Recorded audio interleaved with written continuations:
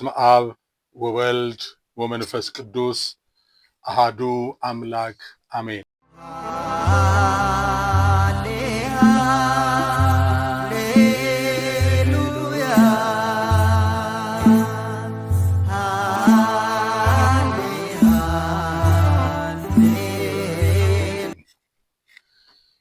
የኢየሱስ ክርስቶስ የሊቀ ካህንነት ሹመት የላቀ ነው። እግዚአብሔር ቤተሰቦች በያላችሁበት እንደምን አላችሁ? የዕብራውያን መልእክት ጥናታችንን ምዕራፍ 4 ጨርሰን ዛሬ ምዕራፍ 5ን እንጀምራለን። ጸሐፊው ከዕብራውያን ወይም ከአይሁድ ወገን ወደ ክርስትና የመጡና ዙሪያቸውን በገጠማቸው አንዳንድ ተግዳሮት ፈተናውን ያቀለሉ መስሏቸው ወደኋላ ሊንሸራተቱ ያሉትን እነኚህን ክርስቲያኖችን እያበረታታ እያስጠነቀቀ እየመከረ የያዙት የጀመሩት ስራ ወይም የጀመሩት የክርስትና ጉዞ የበለጠ መሆኑን እነሱ ሊንሸራተቱበት ካሰቡት የሚልቅ መሆኑን እያስተማራቸው እንደመጣ እያየን ነበረ።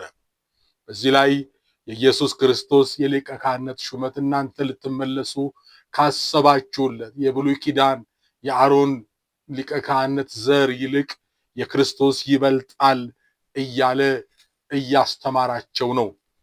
የካህንነት መመዘኛ ምንድን ነው? በተለይ ቁጥር 1 ላይ ምን እንደዚህ ይላል? ዕብራውያን 5 ቁጥር 1 ሊቀ ካህናት ሁሉ ስለ ኃጢአት መባንና መስዋዕትን ሊያቀርብ ከሰው ተመርጦ ለእግዚአብሔር በሆነው ነገር ሁሉ ስለ ሰው ይሾማልና ይላል። የምድራዊ ሊቀ ካህን የሚመረጠው ከሰው ስለ ሰው ነው። ኢየሱስ ግን እግዚአብሔር መለኮት የተዋሃደው ስለሆነ በሁለቱም በኩል በሰውም በእግዚአብሔርም ዘንድ የተሾመ ነው።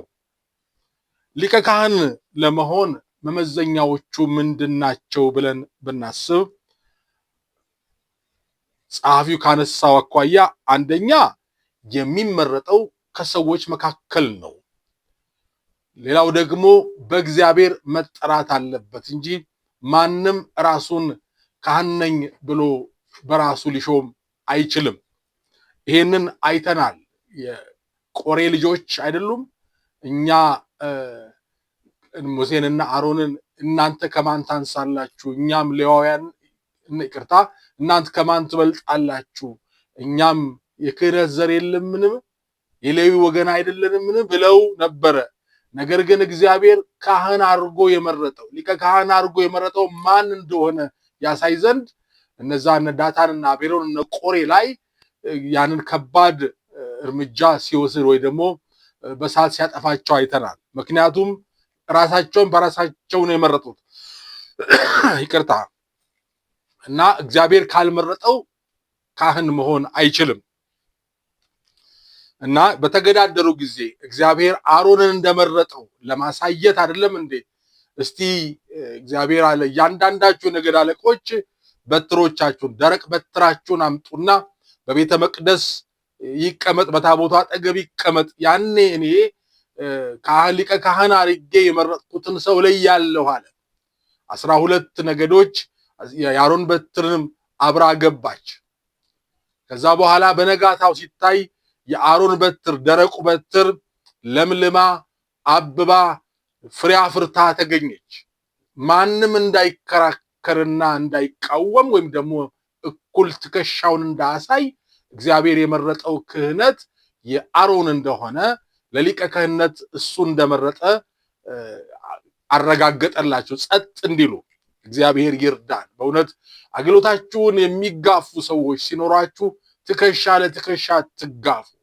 እኔ ነኝ ተሾምኩት አትበሉ። ምድራችን መቼም ችግር ነው።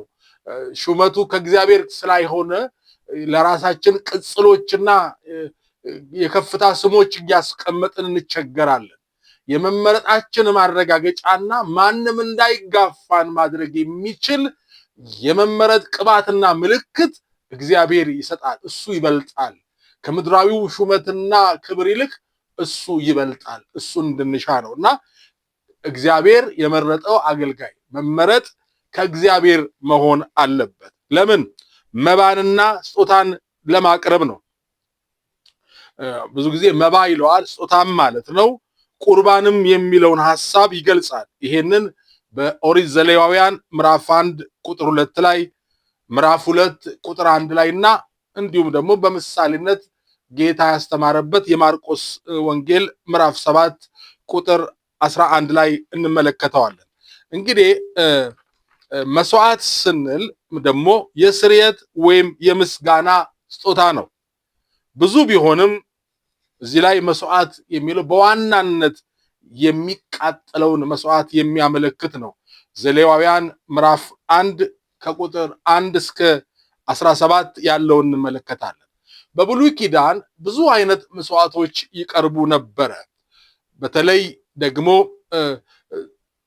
በተለይ ከሰው የተመረጠ ያለው ያው የአሮን ዘር ብቻ ነው። አሮን ከሌዊ ወገን ቢሆንም ግን ከሌዊ ወገን እግዚአብሔር ከሌዊ ነገድ ቢሆንም ግን እግዚአብሔር የመረጠው ከዛ ከሌዊ ነገድ ካለው ቤተሰብ የአሮን ዘር ብቻ ነው እና ኡሪምና ቱሚምን በትከሻው ላይ ያለው ደግሞ በኡሪምና በቱሚም የሚፈርድ ይለዋል። ኡሪም ማለት ብርሃን ማለት ነው። ቱሚም ማለት ፍጹምነት ማለት ነው። አያችሁ፣ ብርሃንና ፍጹምነትን የያዘ እውነተኛ ሊቀ ካህን ማን ነው ብንል ጌታችን ኢየሱስ ክርስቶስ እንደሆነ እንመለከታለን። የብሉይ ኪዳን መስዋዕቶች በተለይ ሰው የተመረጠ በአሮን ዘር ብቻ የሚካሄድ ነው። በተለየ ቦታ የሚፈጸም በመገናኛው ድንኳን በመቅደሱ ነው እና የተለያዩ መስዋዕቶች ይቀርባሉ። የምስጋና፣ የመንጻት፣ ለኃጢአት ይቅርታና ለመባረክ የሚቀርቡ አሉ። የሚቃጠል መስዋዕት ደግሞ ስንል የደህንነት፣ የኃጢአት መተላለፍ እንደገና ደግሞ በየዕለቱና በየተወሰነ ጊዜያት የሚቀርብ ነው። ደግሞም እንዲሁ ለዚህ ለብሉይ ኪዳን መስዋዕት ከመስዋዕቱ ጋር አብረው የሚቀርቡ ተጨማሪ ነገሮች አሉ። ይሄ የብሉይ ኪዳን መስዋዕት በጣም የተወሳሰበ ለፍጻሜው ጥንቃቄ የሚሻ ውድም የሆነ ዋጋ የሚያስከፍል ነው። እኛን ጊዜያችንን ደግሞ የሚወስድ ለማዘጋጀት ጊዜንም የሚወስድ ነው። በካህኑ ጥምጣም ላይም ቅድስና ለእግዚአብሔር የሚል የተጻፈበትም አለ። ያም ማለት ደግሞ ካህኑ እግዚአብሔርንና ሕዝቡን ለማገልገል መለየቱን የሚገልጽ ነው። በሊቀ ካህኑ ጫንቃ ላይም በቀኝና በግራ 6 የእስራኤል ልጆች ስም በቅደም ተከተል ከቀኝ ወደ ግራ ተቀርጾበት የሚሸከምበት የከበረ ድንጋይ ወይም ዕንቁ አለ። በእግዚአብሔር ፊት የእስራኤል ልጆች ስም ለመታሰቢያነት ይሸከማል። ዘጸአት ምዕራፍ 28 ከ9 እስከ 12 ላይ ኦሪት ዘጸአት ምዕራፍ 28 ከ9 እስከ 12 ላይ በከበረ ድንጋይ ላይ የእግዚአብሔር ሕዝብ የከበረ ነው። አገልጋይ የእግዚአብሔርን ሕዝብ ስም ይዞ የእግዚአብሔርን ሕዝብ ይዞ ነው የሚቀርበው። በከበረ ድንጋይ ላይ መጻፉ የእግዚአብሔር ሕዝብ ለእግዚአብሔር የከበረ እንደሆነ ያሳያል። አገልጋዮች ሊገባን ልንረዳ የሚገባው ነገር ቢኖር የእግዚአብሔር ሕዝብ የከበረ ነው። ባለቤቱ አከበረው ነው። ልንንቀው ዝቅ ልናደርገው አይገባም። ይልቁንም ልንሸከም በጫንቃው ላይ ይሸከማል ነው የሚለው ስሙ። ዛሬም በልባችን ጫንቃ ላይ ነው የእግዚአብሔር ሕዝብ መሸከም ያለብን። እወድሃለሁ የሚለው አፍ ላይ የተቀመጠ ሳይሆን በልብ ጫንቃ ላይ የተሸከመ የምንይዘው የእግዚአብሔር ሕዝብ የከበረ ለጌታው ለፈጠረው ላዳነው ክቡር መሆኑን መረዳት እንዳለብን እናስተዋላለን። ለዚህም ነው እዚህ ዘሌዋውያን ላይም ሲናገር ዘጸአት ላይ ሲናገር ቁጥር 29 ላይ ምን ይላል? ዘጸአት 28-29 ላይ አሮንም ወደ መቅደስ በገባ ጊዜ በእግዚአብሔር ፊት ለዘላለም መታሰቢያ የእስራኤል ልጆች ስም በፍርዱ ደረት ኪስ ውስጥ በልቡ ላይ ይሸከም። በልብ ላይ ነው የእግዚአብሔር ሕዝብ መሸከም ያለበት። በልባችን ልንወደው ሕዝቡን ልናከብር ይገባናል። ድንጋዩ የከበረ ነው ብለናል። የሰው ክቡርነትን ያመለክታል። ዘጸአት 39 ላይ ደግሞ ይላል በደረቱ ኪስ 12 የከበሩ ድንጋዮች ይላል። በደረቱ ኪስ ላይ ደግሞ 12 የከበሩ ድንጋዮች ስሞቻቸው እስራኤል፣ ስም ነው። እነሱን ወክሎ ስማቸውን ተሸክሞ ሊቀ ካህኑ ወደ እግዚአብሔር የሚገባ ነው። ሲገባ የተሸከመው የወከለው ሕዝቡን እንደሆነ ያመለክታል። በነገራችን ላይ የብሉይ ኪዳን ሊቀ ካህን የሚወክለው ሕዝቡን ብቻ ነው። እግዚአብሔርን መወከል አይቻለም። ለዚህም ነው አገልግሎቱ ፍጹም መሆን ያልቻለው። እግዚአብሔር ልጅ ኢየሱስ ግን ከሰውም ሰው ሆኖ ፍጹም ሰው ሰውን ወክሎ ከእግዚአብሔርም ፍጹም አምላክ ስለሆነ ሁለቱንም ሰውንም እግዚአብሔርንም በአንድ ማስታረቅ የቻለ ነው። ክብር ለአምላካችን ለእግዚአብሔር ይሁን። ለእኛ ሲል ደካማ መስሎ ቢገለጥም ነገር ግን የእኛን ጉዳይ ይዞ እኛን መስሎ ከኃጢአት በቀር በሁሉ ጉዳይ እኛን ተካፍሎ ወደ ሰማያዊቱ ድንኳን ወደ ሰማያዊቱ መቅደስ ያለ ድካምና ያለ ኃጢአት የገባ ሊቀ ካህን አለን። እግዚአብሔር አምላካችን የተባረከና የተመሰገነ ይሁን። እንግዲህ እንዳነሳነው መባ አለ፣ መስዋዕት አለ፣ እንደገና የኃጢአትና የመተላለፍ ዘሌዋውያን 7:1-10 ላይ የደህንነት መስዋዕት ዘሌዋውያን 7:11-34 ላይ እንደገና የፈቃድ የሚባል አለ ዘሌዋውያን 7:16 ላይ የሚቀርቡ ናቸው። በክርስቲያኖች ዘንድ ግን ሁሉም የመስዋዕት ስጦታዎች አሁን የዘረዘርናቸው ስጦታዎች ሁሉ ምን ሆነዋል? የክርስቶስን ሥጋ በማቅረብ ተጠቅልለዋል። ደስ አይልም? አዎ እነኛ የኃጢአት የመተላለፍ የፈቃድ የቅድስና የደህንነት የተባለ ብዙ አይነት መስዋዕት በተለያየ አይነት ሁኔታ ያቀርባሉ። ነገር ግን እነዚህን ሁሉ መስዋዕቶች ፍጹም አድርጎ የኛን ወክሎ ያቀረበ አለ። ለዚህ ነው በዕብራውያን 10:10 ላይ በዚህም ፈቃድ የኢየሱስ ክርስቶስን ሥጋ አንድ ጊዜ ይላል፣ አንድ ጊዜ ፈጽሞ ይላል በማቅረብ ተቀድሰናል። ፈጽሞ ማለት ፍጹም ፐርፌክት የሚለውን ያመለክታል።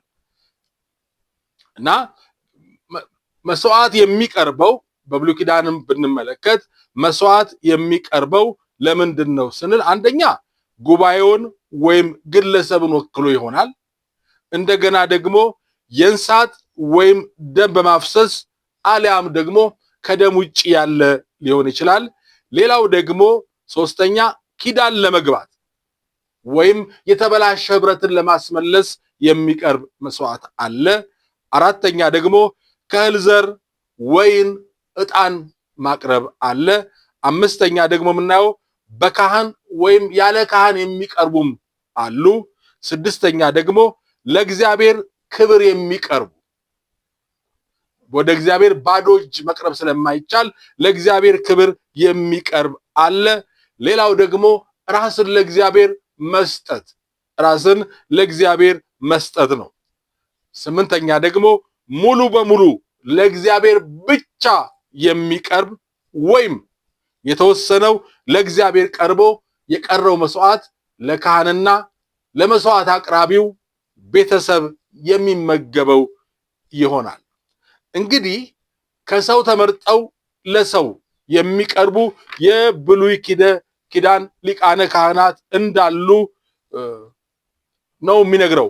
አሁን እያስኬደ ያለው ይሄ ጸሐፊ የኢየሱስ ክርስቶስ ሊቀ ካህንነት ግን ይበልጣል። ይሄ ከሰው ተመርጦ ለማን ስለ ሰው የሚሾም ነው።